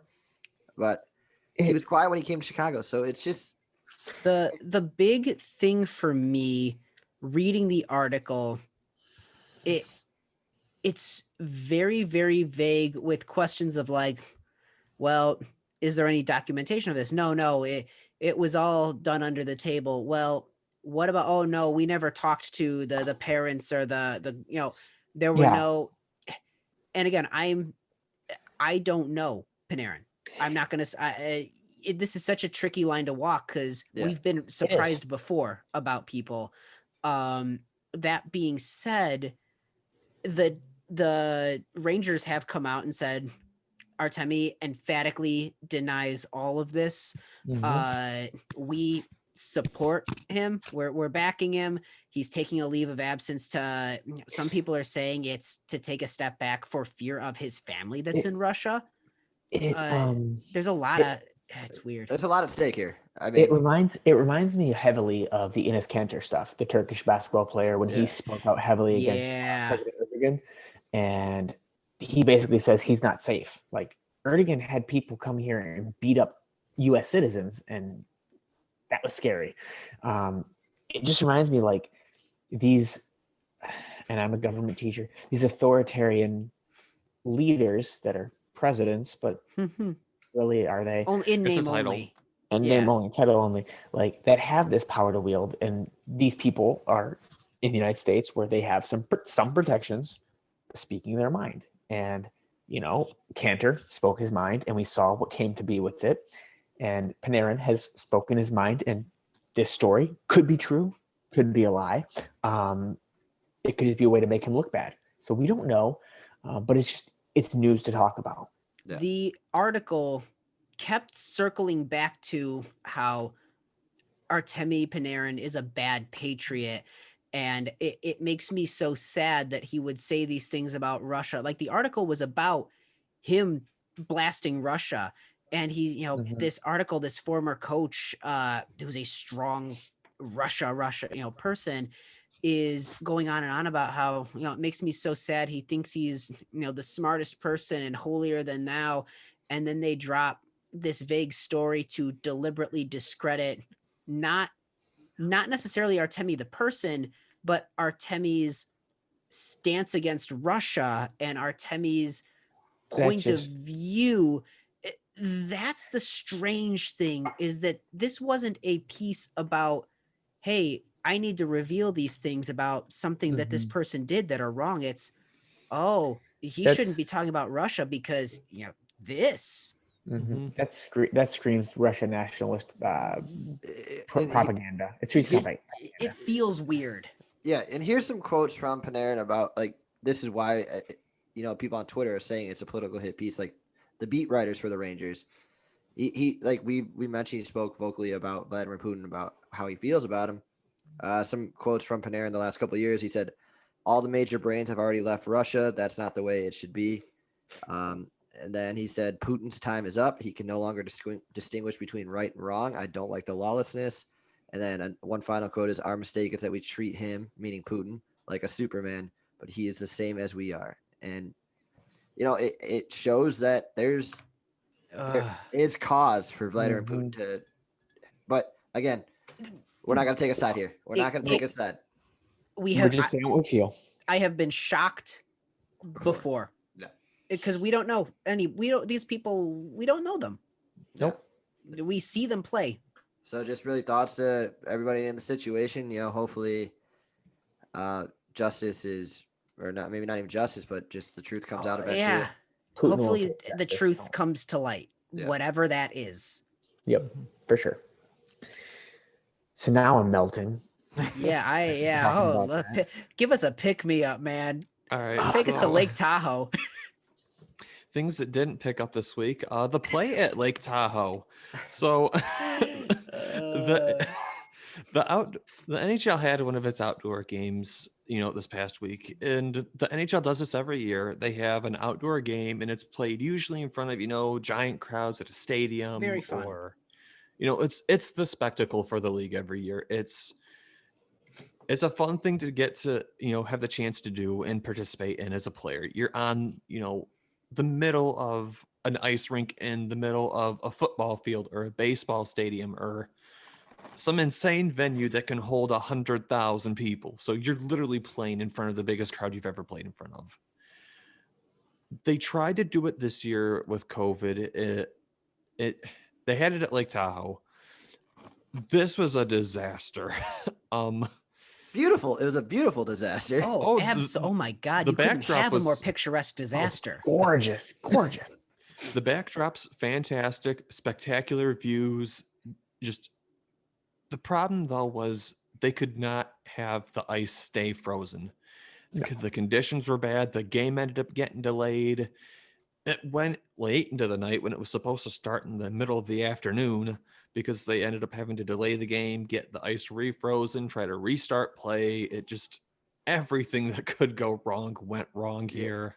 Yeah, it's Humans versus Sun, volume 1,000,000. I mean, we're always going to lose. The Sun's going to win this battle 10 times out of 10.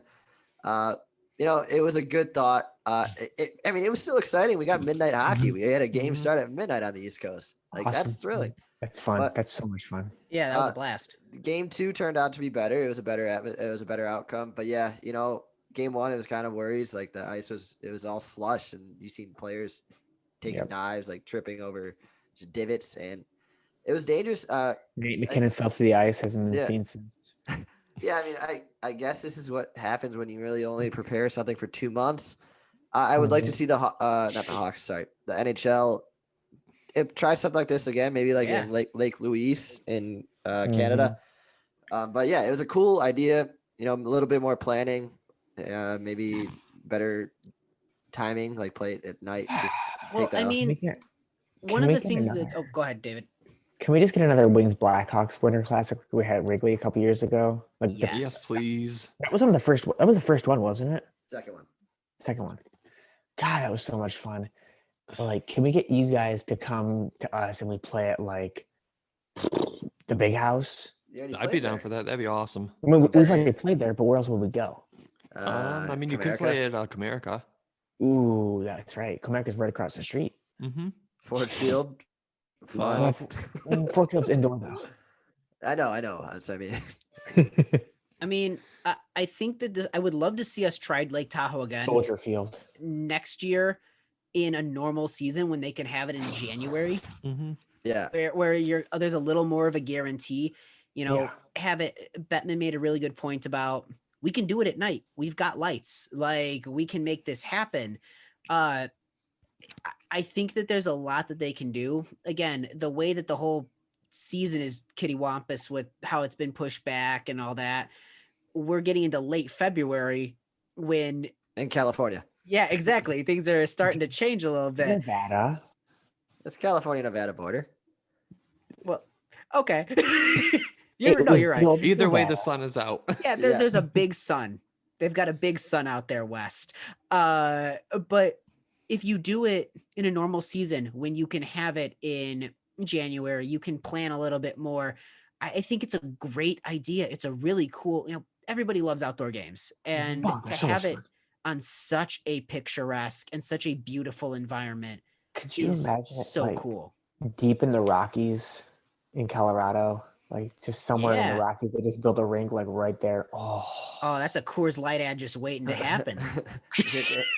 Yeah, I mean, the cool thing about that, like with it being in Lake Tahoe, you had the ability, like you didn't have to market, like you didn't have to put out a specific team because there's no home team. Like Mhm. Right. you got to see the two best teams arguably the two best teams in the Western Conference, and the next day you got to see two of the best teams in the Eastern Conference. Like we didn't have so to, much fun. like you didn't have to deal with it being in Chicago where you see the Blackhawks or you see the Red Wings in Michigan. Like Dude. this was just out in the middle of in Lake Tahoe where there's no real fan base. It's not an established NHL base. Come on, Yeah. but a Soldier Field game would be fun. We had one of those as well. I've been to We've had a Soldier Field lot. once in my life, and it wasn't for a football game. Really, the only field that the Hawks need to play at is US or whatever you want to call the White Sox Sox Park. Yeah, Comiskey. It's Yeah, the Soldier G Field's spot. beautiful. I like Soldier Field. It's nice. I had to run like half of the stairs in it, but it sucked. But it was still beautiful to look at. But yeah, that was just, I thought that was kind of worth mentioning. That's the big spectacle every year for the league is the outdoor games, and I this love year Outdoor it was. Classic. It's so much fun. The jerseys, Colorado had the old school jersey. Yeah, that was slick. Oh, so Cool beautiful. idea, poor execution. Yes. Yeah. Well, we were fighting nature. Needs more planning. Needs to be actually in the heart of the winter. Late February is like, yes, it's still winter, but in that area, it's not winter as much anymore. Like if you're gonna do it in like a Boston, like February is still deep winter there. Mm-hmm. Yeah. I think that's pretty much it for the league news. We can finally jump to our regular segments, the flash forward and the flashback. So we'll go ahead and start with the flashback this week, and we'll talk about. We started with the Hawks this podcast, so we'll start with the Hawks flashback this week. So the Hawks last week, the games consisted of the win versus the Wings, where they won 2-0, and then your guys' 5-3 loss to the Carolina Hurricanes. And a postponement. And then we got postponed. Yeah, and then you had the postponement. No, but yeah. I mean, should we just? I mean, are we just gonna? We already kind of covered the basis. Yeah, of we covered the Red Wings one. Yeah, I mean, again, just quick thoughts on that. Kershev, holy hell! I love it. That's a play of the year. They were showing it compared to like Mario Lemieux's similar goal many years ago. But yeah, I thought the Hawks came out flat again. We seen that in the first game against the Red Wings last week. So to overcome that after a poor performance, really, you played bad and you still win. That's what it's all about. You know, really not much to cover there. Lankinen first career shutout. Happy for him. That was a big deal. Yeah. Yes. Big deal. So yeah, I mean, again, like I said, anytime you take 2 points, it feels great. Yeah, the Carolina game, I like the fact that I'm hearing things from the players where it's like, we have a lot that we can learn from this team, or we have a lot that we can learn from that game. And they really can. To me, this current version of the Hawks needs to be modeling their game after the Carolina Hurricanes that play as a team. They're relentless. They don't take a night off, and they move as a cohesive unit, and they're fast. Yep. They are one of the fastest teams in the league, not one or two players, but across the board between actual ability and hustling. They're outworking teams every night, and that's what the Hawks need to do. I think that this was a great reminder of where the Hawks are at. I think it's a great reminder that we had a lot of injuries, that, we've had them all year, but then also losing Murphy on top of losing a bunch of our defensive minded and two-way forwards. We're not going to survive against a team like Carolina that's going to find every opening that we provide, and they can beat us. It helps show we have a long way to go, but overall, I think it was a good learning experience for the team. No, 100%. I had a few notes from that. Just the first goal on Kevin Lankinen, tough. I mean, DeHaan couldn't really. Zadorov couldn't retrieve the puck on a chip in, and he lost control of that. And then DeHaan came in and lost control of the puck, turnover, and then the shot goes off Zadorov's ankle into the back of the net, which kind of is like, god. That's a hard, yeah. And then as you mentioned about the Kane style play of how fast they are and what they like, their forwards are always aggressive on the back check. So good. There's you can't even take a stride and a half before someone swamped over you. It was like that was the Hawks back in 2015. Like they were fast. They were fast. They would just suffocate you on the back check with guys like Hossa and Frolik and everybody. You go name down the list, and then really the power play that night, as hot as it's been, they really couldn't break anything out. They just weren't connecting. It was one of those off nights where we were in a little bit of a slump. We played sloppy in the Detroit games and we got away with it because it's Detroit. No offense, my dear friends. But we played the same way we played against Detroit, against Carolina, and we can't do that. Yeah, you can't expect the same kind of outcome. And then really just, guys, we are blessed to watch a guy like Patrick Kane. God, we are. What a spinorama goal highlight reel, and he was upset with himself after it. Yeah, he's like, I was really trying. He was trying to go one way, and he's like, I went 7-hole. It's like, he's trying to overshot it. But you still seen the fight in the Hawks, because at the end of the second, they're down 2-1 after Patrick Kane's spinorama goal. Ian Mitchell scores with 14.7 seconds left, I want to say, to tie it up. And again, they looked flat the first two periods, and then the Hawks just come out and tie it, a game they shouldn't really be in. You still see the fight in it. Again, it's a learning experience to go against a team like Carolina and, go against what they are and what we did against them. And that fifth goal was an empty net. Yeah. So that wasn't on Lankinen. It was really a 4-2 game. I always feel the need to put that out there. The Jordan method. We scored the power play at the end with Soderberg. Hey, I'll take. Listen, if Soderberg can chip in something every couple of games, good on him. But no, and that's the thing, like some teams in the NHL, they play as lines. Carolina plays as a unit. So good. That is a full 5-man squad out there playing at all times. It is not this line's doing this line's doing this line's doing this. The team in general has an overall game plan that they're following. Everybody's on the same page with that game plan, and everybody's executing with that game plan.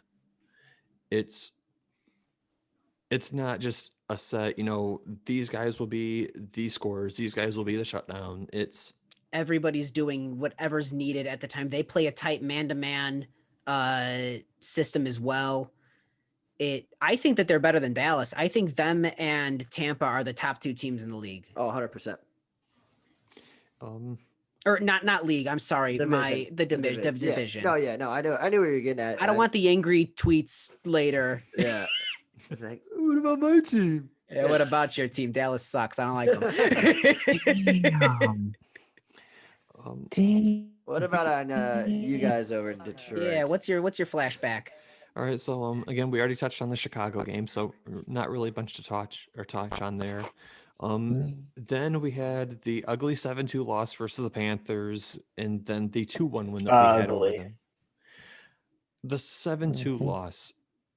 This, I don't want to say that the Wings took this game off, because there were moments where they actually looked like they were competing, but there's a skill gap there. It's just plain and simple. There is a skill gap there. And no amount of wanting to win can really break that gap. That was fine. The 2-1 win, I like this. They went right back to the hustle hard, play hard, check hard, compete hard. The Wings, I've been saying it all season. When the Wings want to play hard, they can hang not with, the Stanley Cup contender teams, but they can hang with the middle of the road teams, the fringe playoff teams, and make them work for games. When the Wings want to play that way, and they do play that way, that's how almost every game has gone this season. The Columbus Blue Jackets, for example, and we'll touch on them again because, you guys are going to play them next week, but Columbus, when they play hard against Columbus, for example, those games are close. When they play hard against the Panthers, those games are close. When this Wings roster wants to play hard and tries to play hard, those games, they're competitive games. The one game versus Panthers that they got, beat by 5 goals, that was not the 2-1 win. That was the Wings that, as Dylan Larkin said, the way we've been needing to play all year. Yeah, I think for your guys' flash forward when I chimed in, I think that's kind of what I mentioned. Florida is this high-powered offense. If you're able to contain their offense, you're probably gonna win. Like they go out and score 7 goals. Yeah, you're not gonna win any game if you gave up 7 goals. Then the next game they learn from their mistakes. They shut them down. They win 2-1. And again, like you said, Dylan Larkin said, that's the way they want to play, and that's the way they're gonna win, and that they did it. Very true. We'll talk about the we'll do the star of the week really quick because there's a segment that we have on the show every week. Sometimes it's a very hard one. Like this week. Tim, Nick, who are you guys the star of the week for the Hawks? I'll go first. I'm gonna go with Kurashev. The ability for that rookie, there's the skill, wonderful. There's all the other things, the confidence and the chutzpah to go through and stick handle and just slice through these guys and score that goal of the year candidate goal that he did. He's playing with a chip on his shoulder, and he's poised to take that next step with Strome out as well. The way he plays with confidence, the way that he's blending this game of speed and skill, and for someone that was sold as a playmaker to go in and make that kind of goal, I am so excited to see what he continues to bring every game. Yeah, I mean this, like, you're seeing this development and it's quick. Like, he is that confident with the puck on his stick. It's he's That's really a cocky play. Yeah, he's just like, I'll skate through. Yeah, no problem. Yeah, I mean, it excites me to see what's left, what he has more in the tank. Like, we're just seeing the beginning. This is it. Thing. Yeah, this is the scratch the surface. Yeah, like this is just a coming out party for Philip Kurashev. Sure. So, I hate to do it, but I'm gonna go basic. Oh my gosh! You got to Patrick Kane. Yeah, I gotta go Patrick Kane. 4 points in 2 games. Yeah. I mean, it's hard with 2 games. It's just such a small sample size. Kane had four points in 2 games, so especially 2 games that we didn't look great. Yeah, and he had an assist against the Red Wings on DeBrincat's empty netter, and then a goal and 2 assists. It looked like 2 goals, but Soderberg got the tip on that power play goal at the end. So yeah, I had to go with him, and 3 goals away from 400 career goals, right? Yeah, I think that's correct. Yeah, he's at 397, and I think it's coming this week. So yeah, just a little, I had to pump him up a little bit for this upcoming week. He continues to find a way to put this team on his back. And it's one thing when we're winning and we're getting the different chip-ins from other guys where we can say like, oh, this was Lankinen's week. This was, let's do Hagel. And the weeks and the slumps where the team isn't doing well, Patrick Kane finds a way to just put everyone on his back, and he says, I will drag you with me. I mean, he could be the first star every week, but especially in weeks where the team doesn't shine, it's got to be him. Mm-hmm. He's got to be top 3 in the Hart race right now, just what he's doing for this team. 100%. I agree. It's probably McDavid, Matthews, and then Kane. So, I hate to be basic, but I had to go with Patrick. It ain't basic when it's true. Yeah. Okay. All right. David, who's your star of the week? I'm going to pick Matthias Strome. Okay. Mainly just because he, a long time coming, finally scored his first career NHL goal, and it was the game winner against Florida. Well deserved. Like, we've been talking about him, like how he's looked good. But he just hasn't been able to finish touch, and he finally got his first goal. Not only was it his first goal, but it was also the game winner. So proud of the kid. I hope to see more from him in the future. Okay. I got to go with the captain himself, Dylan Larkin. I thought he looked really good this week. Of course. The Chicago game facilitated the Mantha-Larkin-Zadina line that was putting up insane Corsi percentages that realistically should have won the game. He continues to impress, just doesn't take nights off, much in the vein of, a player like Patrick Kane, for example. You watch him on the ice and he's trying to make something very special happen. Mm-hmm. Just, he does it all. He's got speed. He leads line, drives play. It just, even though he didn't have a highlight reel week, great play consistently, and he was the reason that line was so dominant that game. He's so good.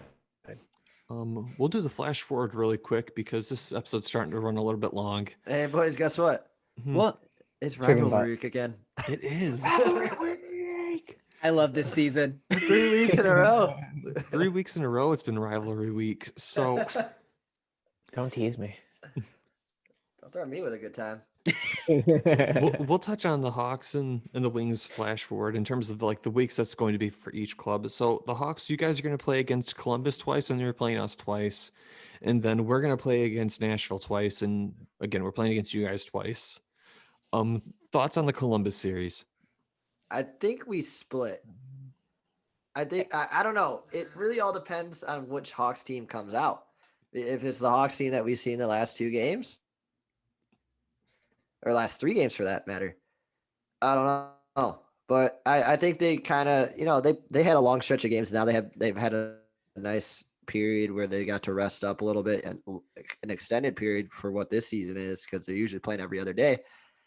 I think we could split against Columbus. You got guys like Jack Roslovic and Patrick Laine starting to heat up over there. But yeah, we've been playing well against Columbus this season, and there's no reason why I don't think we split this series. Is it safe to assume Columbus won that trade? I mean, it's so hard to say.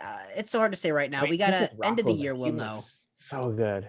I feel Roslovic's been on another gear since coming over. He's playing with a chip on his shoulder, and it is a thing of beauty seeing what he can lock in and prove that he's a top 6 forward. For sure. I'm a little worried because Columbus seems to have our number this year, not necessarily with outplaying us, but goalies. I feel like we can't buy a goal sometimes against Columbus. That said, after this slew of down games for us, we have had time to stew on it. We got in an extra practice because of the postponed game. They didn't try and scramble to make things work. They just let it ride. They've been planning. Mm-hmm. They've been analyzing. I think we come out of the gate hot. I think we take this first game against Columbus. I think it's going to be a hard-fought game, but I think it's going to be a close game, but I don't think we take the second game against Columbus. Yeah. Okay. The Nashville series for us, I think we can split the series with Nashville. Agreed. The one game we looked like we should have beat them until the power play just kept not producing. As long as we stay off of the power play, which is a very weird thing to say, I think we have a chance at splitting the series. Yeah. The ref just holds up his hand, tripping. The Red Wings player says, "Put it down, put it down." He immediately just slashes a guy's stick. 4-on-4. I tripped over my own feet. I'm not bleeding. It's not a double minor. I'm not bleeding. Yeah, I think the Nashville series is splittable. For sure. Nashville's been in this weird funk where they just have not looked like themselves of recent years, and it's weird because they didn't have a bunch of notable departures from their club. They've got a lot of the same players from when they were competitive. They're just not. I mean, Ryan Johansson he's looking like an anchor. That contract does not look good right now. Their defense Same is with still Duchesne. good, but yeah, they've Duchesne. I mean, Pekarine's on the last leg of his career. I just think that Nashville missed their window. Yeah. It's a shame too. I mean, they were The best defense in the scary. league in my mind. Yep. Yeah. 3 years ago, I Picarina think when they he was did. They had the prime. best defensive group in the league. And with that, they had a prime Picarina too. Yeah, but they found that if they couldn't score on that first line of Forsberg, Johansson, and Arvidsson, they didn't have depth. They didn't have the forward core. I just think that they missed it. Like San Jose, great team. They missed their window. Yep. good Yeah, team, not great team. Yeah, Jordan, I agree with you. I think we can split the series. Yeah, I think I see a split too. I don't think Nashville's good. Mhm. I think I had them one of the teams making the playoffs, but God, they have proved me wrong with their play this season. They've been very underwhelming. Yeah, split the series for you guys. Did we write that down somewhere about We our should have. choices? I mean, the beauty of We the can internet, we rewatch can it. rewatch the preseason It's true. episode. You Yeah. can listen to all of our beautiful voices again, David. Post show. And then it's rivalry week, boys. It's back Rivalry because week. the NHL did the right thing this season and brought the rivalry back. So good. Yep, for sure. I can't bet against the Blackhawks, so I have to go. We win both. Sorry. Not, Even though we haven't beaten you guys at all this season yet, I think we slowly improved, and I think this time we get our shot. I'm gonna say we split. Okay. I think the Red Wings, if they play like they did against Florida and like they've done against us, eventually luck's got to go their way. They got to get some puck luck going, and Puck luck. I think we split the series. They've looked better against us the last two games than they did the first two games. Or I should say, you guys. Yeah, I think it's split series. The split series splits. I do think, I think Lincoln records another shutout when one of the games go. It's gonna be it's gonna be two hard fought games again. It's gonna be close, but yeah, I think we split the series and Lincoln gets a shutout in one of them. I'm very, very excited for this series. I think it's going to be really, really close. I think that we are teams that are in the same field of caliber. Yeah. No matter how much the Hawks are outperforming, we are in the same caliber of team. But we're not. Our games don't play like we're two garbage fire teams. We're playing like two skilled teams that are in the same field, if that makes sense. Yeah, no, yeah. I think it's going to be hard fought games. I do think that we take both, just because I didn't think I was a homer, but boy, I guess I am. I gotta root for the boys. I just think Lankinen, Grice could, if it's Grice, I think he could steal a game. Nah, we're taking both. I'm gonna stick to my gut. Jordan? You know what? I'm gonna add an asterisk to this prediction. Oh boy.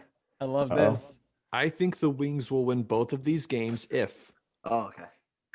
the power play finally clicks. Oh, we're good then. It can't be bad forever. Eventually, You sure? one has to go win. And if there's a team that they're going to make it click against, maybe it's the Hawks, because they've played really good 5-on-5 against the Hawks the past two or three games, but Agreed. just have not been able to close it out. If they'd have scored a power play goal in that last game, that's a tie game going. No, it wouldn't have been a tie game. They would have won that game in regulation. And then the game before, even, one of those power plays converts. You guys don't get that empty netter. It goes to overtime. Overtime's a toss-up, especially when you get players getting the sort of space and time that you do on 3-on-3. So Yeah, for sure. if the Red Wings power play can finally click, I think that Detroit will take both. But otherwise, I think they split. Okay. Bold prediction for this week. Our beautiful boy So- Brandon Hagel is going to score his first career goal. I'm here for it. I feel so We'll good see about it. We'll see. I know I said in our chat I had a question for the week, but since we're running long, I'll save mine for next, and we can do Nick's fan mail question he has. Yeah, we just have a quick fan mail. The question reads, Now I got to pull it up. Sorry. As it does. All right, here we go. So it was. What is going? So let me see how this is where it started. Because it's a text message, so I'm trying to word it the best. It says Delia. She wants us to cover Delia, please. So my friend Jenna says, Delia, please. Why no playing time at all? Why is he the main backup when they address all three getting somewhat playing time this season? Why Charlie hate Dennis?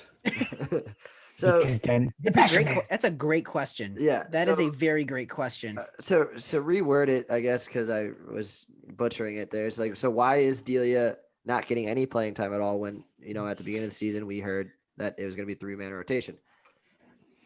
Great question. Guessing for me, not being outside looking in, because I'm not a big Blackhawks watcher, is because Subban and Lankinen have just been playing so much better, and they're giving them more reps to see how well they actually are, in my opinion.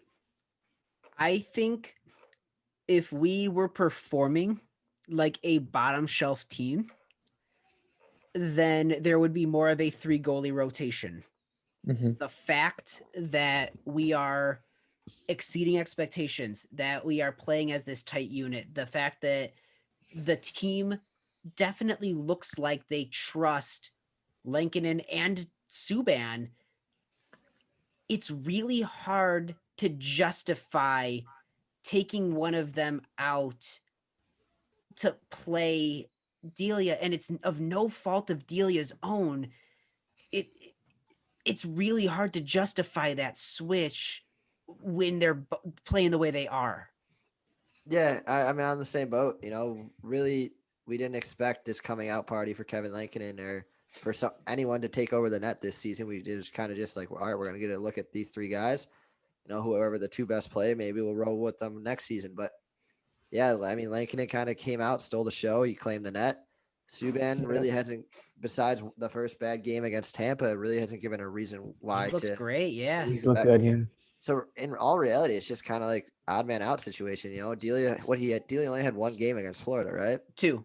He had a Tampa game against Tampa and a game against Florida. Yes, that's which right. Again sucks. Yeah, you're going against two high-powered offenses, and then Lankinen, who was the third goalie given a chance, kind of surprised us all. And yeah, it sucks that Delia really is the odd man out here because I think there is potential there, and we just it's untapped as we currently state because we've seen him in that short stint in 2017. Yeah, where the first Crawford concussion with Cam Ward. It was him and Anton Forsberg and Cam Ward. Yes, were the three main goalies. So yeah, right now it's untapped potential still out of Delia. I think further down the road if we start to see signs of struggle out of Lankinen or Subban, that's when Delia gets his chance. But I think for now it's just Lankinen. Or even just to rest Delia and have him, or not Delia, Lankinen, and put Delia in with Subban backing him up just to not have Delia, give him a night off or something like that. But it's hard because you can't waive Delia because we're seeing this year guys that aren't goalies that aren't good getting picked up. They don't make it through waivers. New Jersey. Yeah. New Jersey, Toronto, Winnipeg, like they have just been cycling waiver goalies. We can't do it because someone will take Delia. And we don't want to lose him. Like, he's not a guy we want to lose. I'd rather have 3 goalies up here because you just don't know with COVID and you just don't know with injuries how it's going to play out. It sucks for Delia. I like Delia a lot. I hope he gets a shot, but at the same time, I feel like him getting a shot now is if somebody else struggles, and I don't want that either. No, I think we'll see him in a game soon. It's just, you got to ride what you with the chemistry and what you got going. Ride the hot hand. And he's got such a cool Twitter handle too. I think it's either the real Delia or the big Delia. Mm-hmm. And he has a really cool mask. He's got the coolest goalie mask out of the 3 Hawks goalies now. Yeah, so that's where it stands. Hopefully we see him. Yeah. I mean, I don't know. Hopefully he's kind of hoping that. We'll see him soon. We'll see him soon. You'll see him. Don't worry about it. I mean, to quote an old proverb, if it's not broke, don't fix it. And Chicago's goaltending situation right now is not broken. Lankinen's been playing good. Subban is playing a perfectly competent role as a backup. Neither goalie has really had a stretch of meltdowns. No, so of course not. You can't look at that goaltending tandem and say neither of you are really, playing up to what we expect. So we're going to give this third guy a rotation. He'll get his We haven't chance. had though. that situation happen yet. So Yeah, he'll definitely why get would his you fix chance. it? It's just hard to cycle. I think he's actually got more likelihood of a chance now, given the play that we've had the last couple games. Yep. Because when you're buzzing, you don't change. You don't make roster changes. Ultimately, this is what we wanted too. We're like, well, we got 3 young goalies going to go battle against each other. They're going to bring out the best in each other, and that's what happened. Yeah. It's fun to watch. You love to see it. Yeah, you hope that when Delia comes back in, he gets a shutout or something. That He comes makes back in against Tampa again. Yeah, if they throw him to the dogs like that, I'll be pissed. Yeah, no, that's Lankinen's got to face Tampa. Yeah. Yep. That's a real test for him. Yeah, so we'll see what happens with this goalie situation. It's fun, it's entertaining, and I love the it. beat goes on. Yep. All righty. Cool beans. All right. Well, I think that's going to wrap our show for tonight. A little bit long one, but again, there was a lot of news this week. A lot happened in the NHL, and it's rivalry week again, so a lot to talk about. If That's you enjoyed for a while. Yeah. Mm-hmm. If you enjoyed what you heard, or if you're watching what you're watching, feel free to give us a like, a follow, a share, whatever the social media currency is of choice on the platform of choice for how you consume our content.